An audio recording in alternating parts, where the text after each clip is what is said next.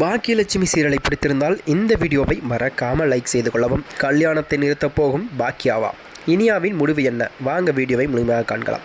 இன்றைய எபிசோடில் பாக்கியலட்சுமி சீரியல் எபிசோடில் வீட்டுக்கு வருகிறாள் பாக்கியா. அங்கு இனியா கல்யாண ஏற்பாடுகளை தீவிரமாக நடக்கிறது என்றும் கூறப்படுகிறதாம். கோபி, ஈஸ்வரி, எழில், செலினிடம் இது பற்றி பேச ஆரம்பிக்கிறாளாம். சுதாகர் தனது ரெஸ்டாரண்ட் வந்ததும் இனியாவின் பெயரில் எழுதி கேட்டு மிரட்டியது உள்ளிட்ட அனைத்தையும் சொல்கிறாளாம்.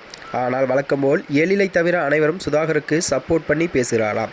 இப்படிப்பட்ட நிலையில்தான் குடும்பத்தைச் சேர்ந்தவங்க அவங்க உன் ரெஸ்டாரண்டையே சம்பந்தி பிஸ்னஸோடு சேர்த்தால் நல்லது தானே, நிறைய கஸ்டமர் கிடைக்கும், லாபம் வரும் என சொல்கிறாராம்.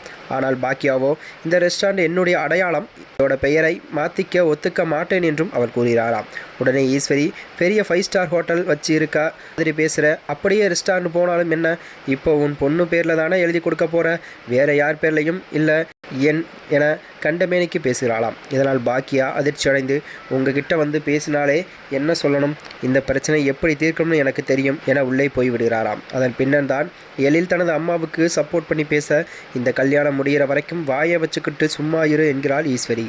இந்த பக்கம் பாக்கியா ரூமில் உட்கார்ந்து அழுது கொண்டிருக்கிறாளாம். அப்போது இனியா வந்து, சாரிம்மா, எல்லா பிரச்சனை பற்றியும் எனக்கு தெரியும், உன் ரெஸ்டாரண்டை என் பேரில் எழுதி வச்சு இந்த கல்யாணம் நடக்கணும் அவசியம் இல்லை, இந்த கல்யாணம் நின்று போனாலும் எனக்கு நல்லதுதாமா என சொல்கிறாராம். பாக்கியா அவளிடம், நான் எந்த முடிவு எடுத்தாலும் என் கூட நிற்பியா என கேட்கிறாளாம். அதற்கு இனியாவும், நீ என்ன முடிவு வேணும்னாலும் எடுமா, எனக்கு சம்மதம் தான் என சொல்கிறாராம். அதன் பின்னர் தான் பாக்கியை கீழே வர சொந்தக்காரங்கள் அனைவரும் வந்து நிற்கின்றனராம்.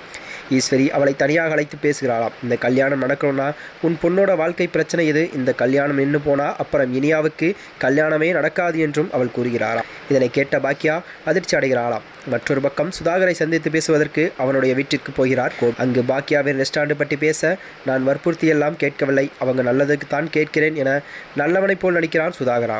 இப்படிப்பட்ட நிலையில்தான் அடுத்த கதைக்களம் என்ன ஒன்று உருவாகும் என்று எதிர்பார்க்கப்படுகிறதாம். பாக்கியாவின் ரெஸ்டாரண்ட் எழுதி கொடுப்பாரா, இல்லை மகளின் திருமணத்திற்காக அதை விற்று கொடுப்பாரா என்றுதான் அடுத்த கதைக்களம் உருவாகுமா. மேலும் இது போன்ற வீடியோக்களை தெரிந்து கொள்ள நமது சேனலை மறக்காமல் சப்ஸ்கிரைப் செய்து கொள்ளவும். நன்றி, வணக்கம்.